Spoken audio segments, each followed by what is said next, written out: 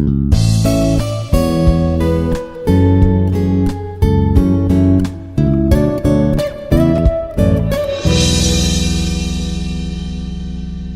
everyone, this is Dr. M. Nagaraju, Assistant Professor in the Department of Computer Science and Engineering, Artificial Intelligence and Machine Learning, Institute of Aeronautical Engineering, Hyderabad. Today in this session, I am here to explain first topic called as Introduction to Planning, which is going to cover in the module number 5. So during this session, we are going to discuss the main important motto of planning. That means that why planning is very important in solving the artificial intelligence problems. So in order to understand what this planning is, why this planning is required, before that we need to once again recap the technologies or techniques which we have gone through while performing the search activities. So let us dive into the concept, and we will first try to see what are the different methodologies we have followed in the module 2 and module 3 to solve the problems.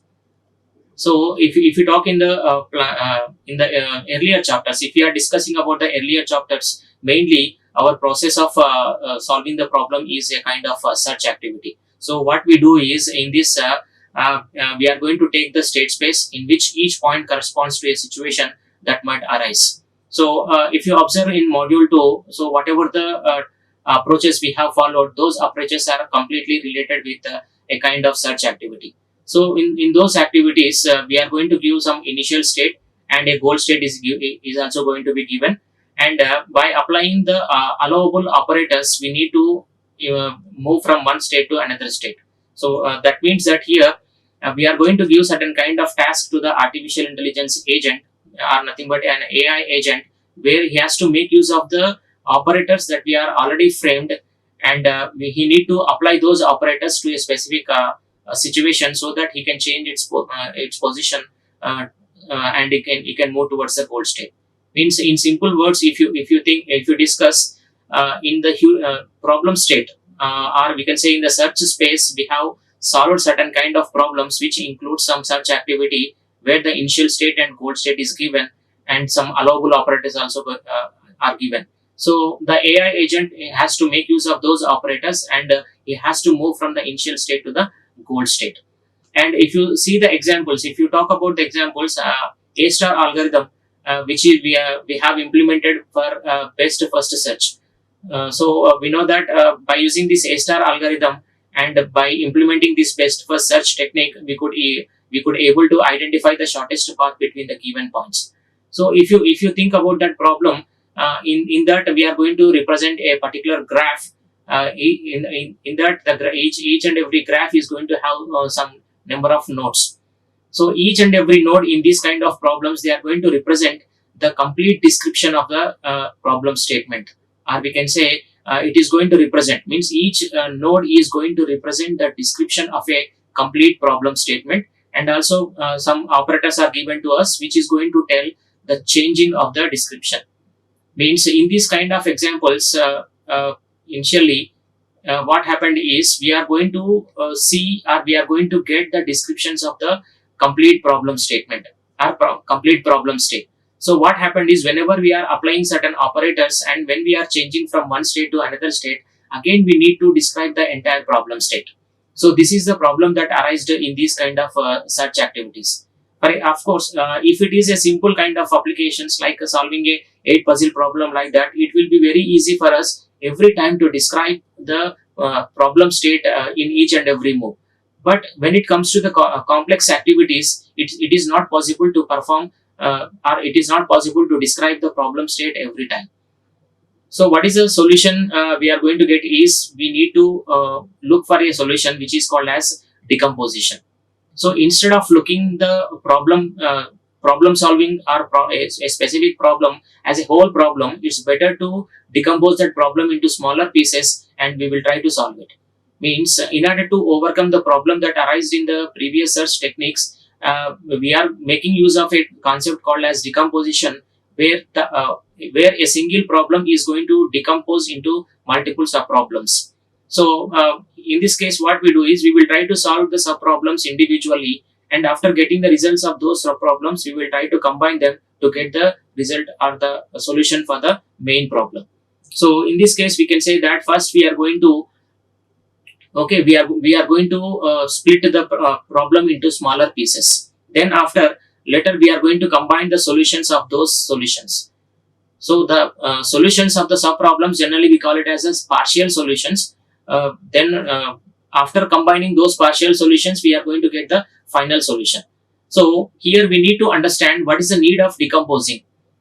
There are two different methods. We can say there are two important things which is telling that decomposition is very important in solving the complex AI problems. So what is the first reason, or what is the first important thing what we need to consider is we are going to avoid a problem which is nothing but the recomputing the entire problem statement again and again.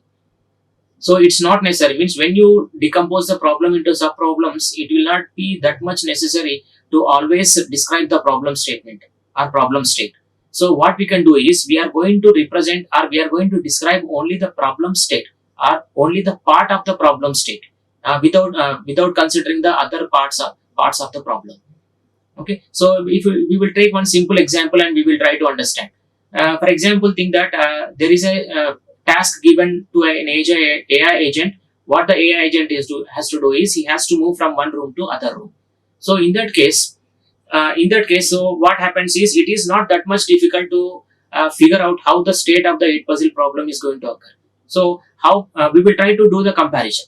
In this particular case, what happens is AI agent is given a task to move from one room to another room. So what does it mean? Means whenever we are talking about this one, means while describing the problem state of moving from one room to another room, it should be very much clear. Very much clear in the sense means here whenever we are moving from one room to another room, only the position of us or the position of the AI agent is going to change, but the position of the other elements or other objects which present in the room are not going to change. That means that it's not necessary to describe the problem state which is related to the other objects present in the room. Only if we describe the problem state related to our change of position, then it will be fine. So in this way we can do it. See, if it is a 8 puzzle problem, then it is fine, but these problems are entirely different with the problems what we are going to discuss in this session. Okay,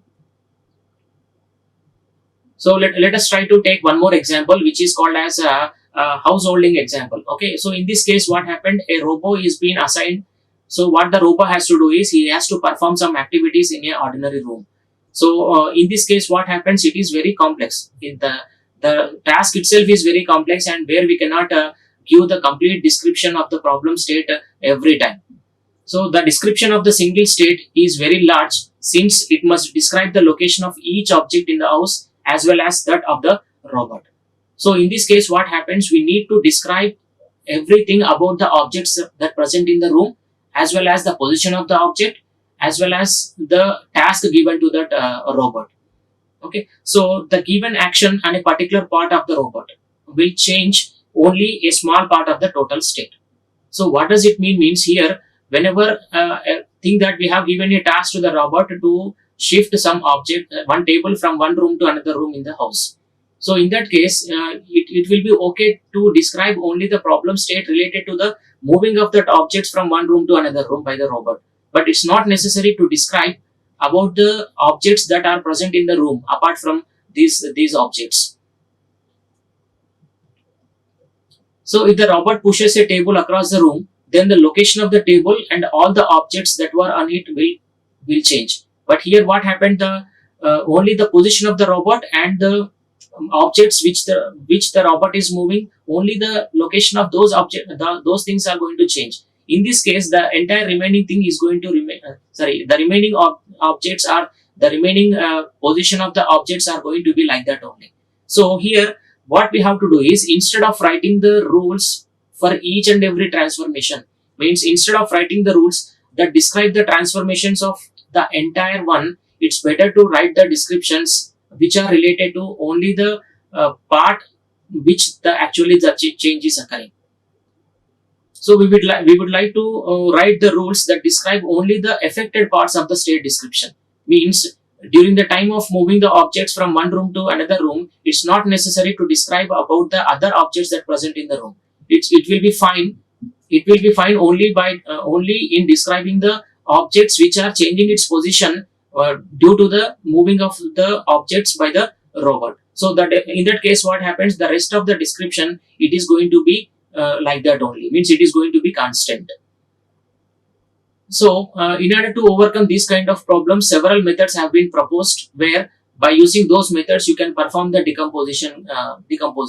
So, in these methods, main focus is in decomposing the original problem into appropriate subparts. So, in this case, what we are doing is whenever we are implementing such kind of methods, our complete focus is on the recording and handling of the interactions among the subparts as they are detected during the problem solving process. Means what we have to do is we need to decompose. Means first there will be a major problem. That major problem we are going to divide it into subparts, and we will try to solve each and every part individually, okay, to get the solution for the overall problem here. So in this case, what do you mean by this recording and handling of interactions? Means whenever one part is interacting with another part, so you should be in a state, means you have to record the states of these things. You need to record the states of these things, and also you need to identify the dependencies also. Means moving of one object, is it going to reflect on the position of the other object or not? So in this case, a new thing is going to come which is called as a planning. The word planning is going to refer, or it is going to describe the process of computing several steps in solving the problem, okay, by following certain kind of procedure. So the process of planning is going to be a complete solution that will proceed while you are attempting to find a solution by actually trying particular actions. So in this case, what happens? We are going to identify, means we are going to make certain kind of planning in order to identify the actions.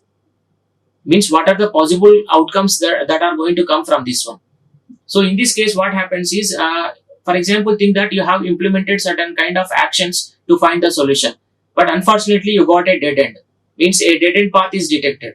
So in that case, what we will do, we will try to perform the backtracking so that we can select the last point. Means last point from which we came to that. Okay. So if solution steps in the real world cannot ignore and undo, that is a major point here. See, already I am telling that whenever you are finding certain issue, you can perform the backtracking. So in that case, we are raising the question by ourselves, telling that in the real world scenarios, is any of the solutions what we obtained can be ignored or we can undo? The question for this one is definitely not. You cannot do it. So what the thing we have to do is, before implementing the particular actions, before taking the particular actions to the problem solving, better to implement those actions in the simulated world first.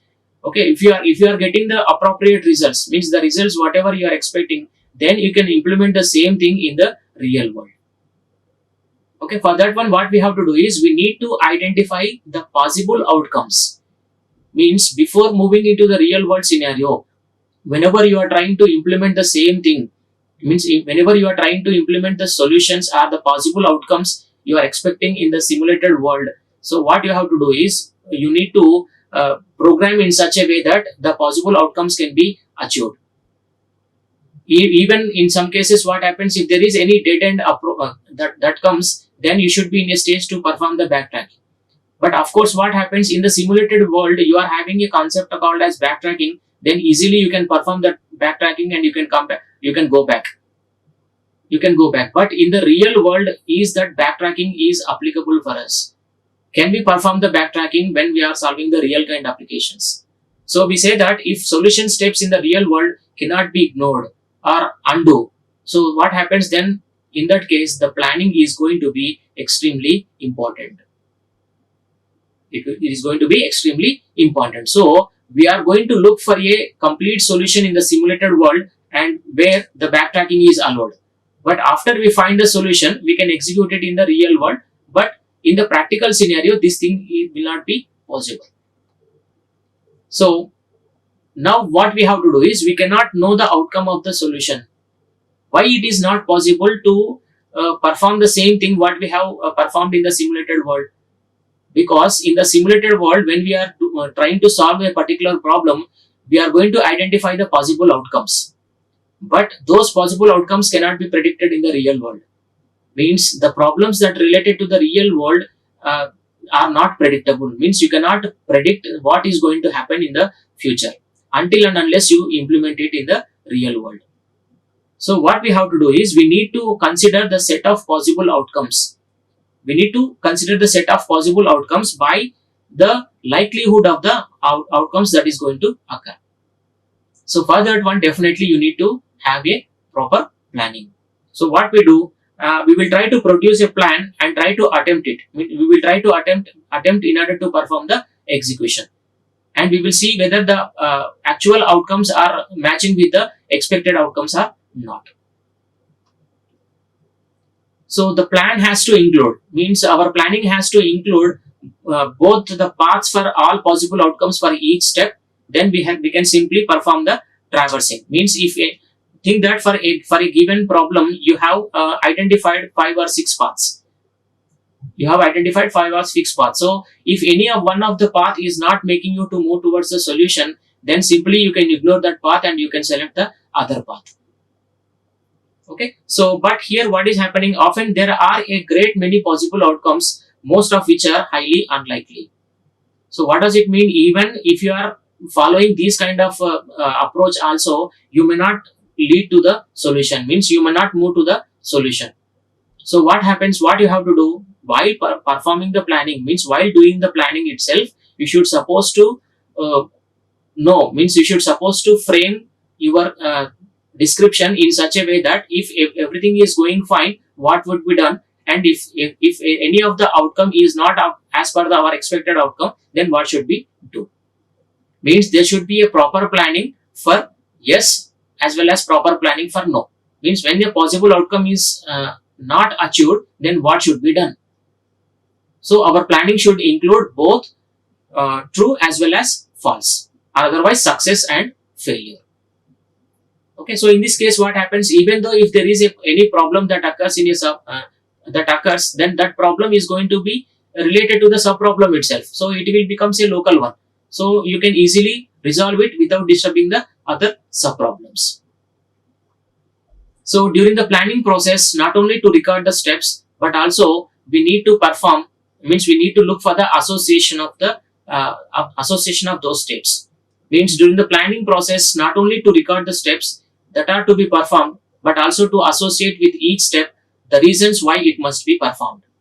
Means in the planning, we are going to make the record of each and every step whatever we are taking, and also we are going to mention the reason, means why we have selected this particular step, why we are following this step.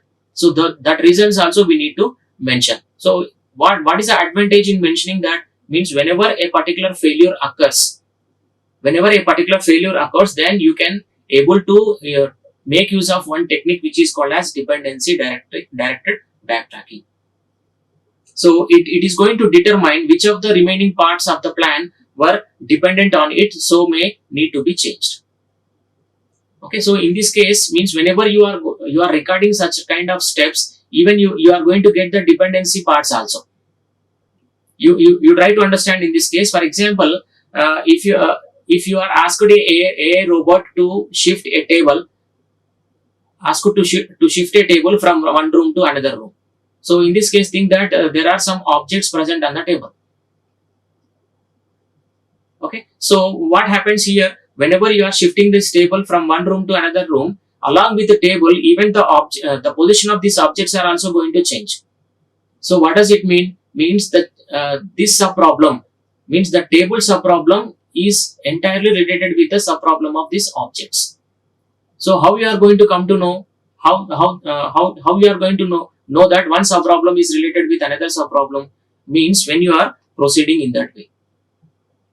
Means to determine which of the remaining parts of the plan were dependent on it. So how can we do it? So we can need to be changed. Means what are the dependents are there? Those things we need to definitely change. Okay, if the plan generated process proceeds backward, so here either you can go for either forward or either you can go for backward. For example, if you are proceeding backward, okay, if you are proceeding backward from the desired goal state, then what is the advantage we are having? It will be very easy for us to record the dependency information. Means which subproblem is dependent on which subproblem, that easily we can able to identify when you perform the backtracking.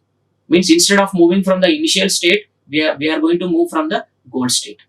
But it is going to be very much difficult when you are implementing the same thing. Means whenever you are trying to identify the dependencies by applying the forward reasoning, then that is not going to happen. Why? Because it will be very difficult to determine the necessary dependencies. Means with this explanation we can clearly say that in real time scenarios, instead of selecting the forward reasoning, it's better to select the backward reasoning, especially in these kind of problems. Means when you are dealing with these kind of problems. So because of these reasons only, we can clearly say that the planning systems which are working nowadays, they are completely goal directed one. We will try to take one simple example, and we will understand how this planning will generally happens. So the example what I am taking here is the blocks world. This is a flat surface. Means a flat surface is given to you, in which some square blocks will be given which are of same size. So what you have to do is you need to place the block on the another block. So in simple words, we can say that these kind of problems are related with blocks rearrangement. So in this case, what happened? A flat surface is given to you, and square blocks are given, and all those square blocks are of same size. So what you can do is they can be stacked one upon another. Means you can place one block on the other block. So what is the support given to you? There is a robot arm that can manipulate the block. Means that blocks arrangement, means the change of the position of those blocks, that you can do by using the robot arm. So for that one, what planning we are doing is, first we are trying to find out or list out the possible actions. Means what actions we can perform. For example, if the action is unstack A comma B, so what does it mean? Okay, so we are going to make a certain planning to implement this action. So what do you mean by this unstack? Stack means placing one block on the other block. Whenever I say unstack, it is removing the block from the which is present on the other block. So whenever I say unstack A comma B, that means that I am removing block A from block B. Okay, so what are the applicable conditions for this one? Means what are the conditions that need to be applicable in order to perform this unstack activity? So we can easily say that, okay, we can easily say that, means if you want to unstack A from B, definitely the arm of the robot should be empty. Means the arm of the robot should not hold any other block. And the other thing is, block A must have no blocks on top of it. Means if there is any block on A, you should not supposed to perform that unstack. Okay, for example, you see this is the flat surface. Already block B is there. At the above, block A is there. So what is the action we are performing? Unstack. Unstack means changing the position of this block and keeping it somewhere. Okay, it depends upon the problem statement we are working with. So in this case, what happens? The block, this unstacking can be possible only when the arm of the robot is empty. Means when the arm of the robot is empty, right? And other thing is, there should not be any other block on A. Means, for example, think that there is some block, there is another block which is called as C. So in this case, you cannot able to perform this unstack A comma B. Why? Because the C block is on A. So this block should not be there. Then only we can say that unstack A comma B is going to perform well. Come to the next one, stack A comma B. So what this operation tells that stack means keeping, unstack means removing from the block, stack means placing it on the block. So in this case, we represented it as stack A comma B. So what does it mean? We are trying to keep block A on block B. So what are the applicable conditions to that one? Means this. Okay, place block on block B. So what are the applicable actions? The arm must already be holding the holding and the surface of B must be clear. Means here in this case, the arm of the robot, it should already need to hold A. It should already need to hold A. And one more thing is, on the surface where this B is available, there should not be any other block on this B. The first applicable condition here is the arm of the robot should hold the block A, and the second one is there should not be any block on B. Then only this stack A comma B is possible. Next action, pick up A. So pick up A, what do you mean by pick up A here? Pick up A is nothing but pick up block A from the table and hold it. Why? Because there is only one parameter. If there is only one parameter, that means that the block is on the table. So in this case, what we are telling, we are asking to pick up the block A which is present on the table and asking to hold it. Means the robot arm need to hold that block. So for that one, means if this action need to be performed, so what are the applicable conditions here? The arm must be empty. The arm must be empty. Then only we can pick up. Means the arm of the robot can pick up this block A. So that's why the possible condition here is the arm must be empty and there must be nothing on the top of the block. Right? So that means that here this should be empty. The arm of the robot should be empty. And here if pick up A na, so for example think that it should be for example if it is like this, then this operation is possible. Why? Because there is nothing on the top of the block A. So you can the robot A can easily pick up this block A. But what happens if I represent in this way? There is on the table there is block A and on the block there is B. So in this case, if I apply this pickup of A, then this action is not going to be performed. Okay, so the possible actions, what is that? The arm must be empty and there must be nothing on the top of block A. Now come to that one, put down A. So what do you mean by this put down A? Okay, so put block A down on the table. Means what does it mean? It means that the arm of the robot is already holding the block A. So in this case only put down A is going to be possible. So this is the applicable condition for this state. Notice that in this world the robot arm can hold only one block at a time. So these are some kind of observations here. The first observation what we are doing is the robot arm can hold only one block at the same time.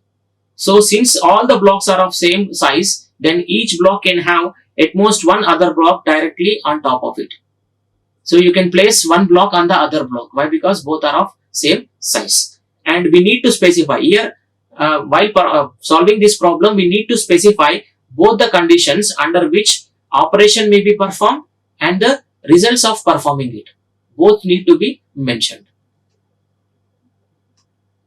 So we need to use the following predictions.